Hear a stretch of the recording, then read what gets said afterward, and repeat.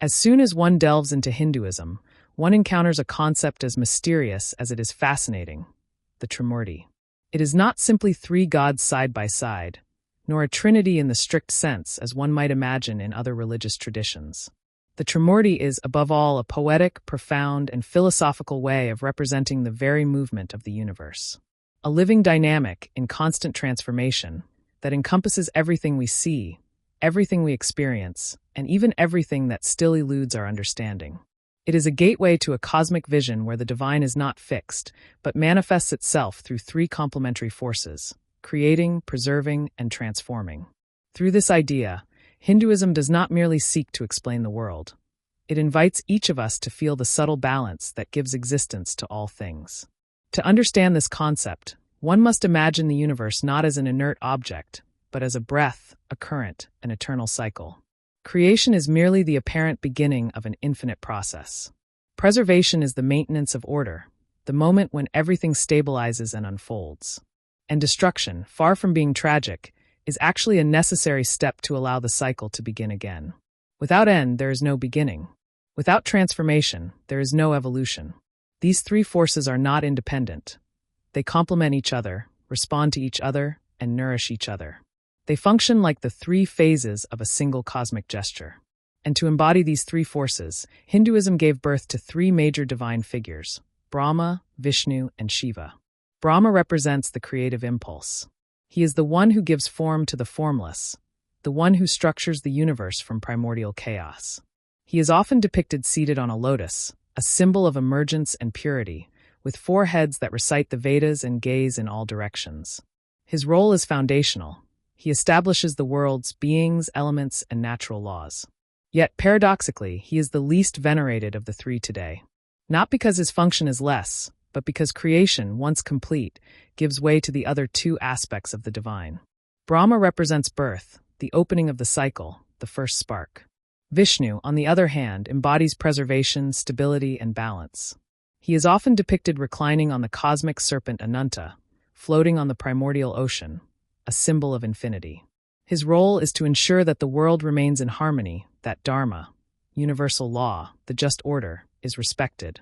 When this order is threatened, Vishnu intervenes in the form of avatars. Among the best known are Rama and Krishna, two emblematic figures of wisdom, courage, and spiritual teaching. Vishnu is not only a protector, he is a guide. Through his presence, he reminds us that life is not simply created, but that it must be preserved, nourished, and supported in order to flourish. Finally, there is Shiva, the transformer.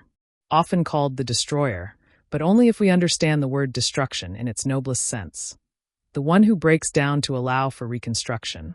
The one who liberates that which must complete its cycle to make way for renewal. Shiva is a powerful, profound figure, both a meditative ascetic and a cosmic dancer. His Natraja dance represents the end and the beginning of all worlds. His third eye, a symbol of absolute consciousness, destroys illusion.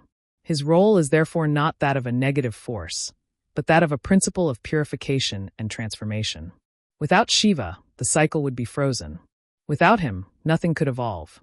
But what must be understood is that these three gods are not separate. They are different expressions of one and the same divine energy. Brahman, the all, the absolute, the ultimate essence of the universe. The Trimurti is not a division of the divine, but a way of showing that the sacred has more than one face. That it can manifest itself in multiple ways while remaining a profound unity. This principle of unity in multiplicity is at the heart of Hindu philosophy. The world is multifaceted, but its essence is unique. Forms change, but the source is the same. This vision allows us to transcend appearances and understand that reality is a play of expression, an infinite dance of the absolute. The Trimurti appears everywhere in Indian art and culture, in sculptures, temples, paintings, and mythological narratives. The most famous example is undoubtedly the monumental sculpture in the Elephanta Caves, where the three faces merge into a single majestic figure. Sacred texts such as the Puranas recount the exploits of Brahma, the incarnations of Vishnu, and the powerful manifestations of Shiva. Epics like the Mahabharata and the Ramayana bring these principles to life in the form of human and divine stories, allowing everyone to experience the values they embody. Art is not merely aesthetic. It becomes a language for conveying spiritual truths. So why does this age-old concept remain so relevant today? Because the three forces of the Trimurti are reflected in our daily lives. We create projects, relationships, and dreams.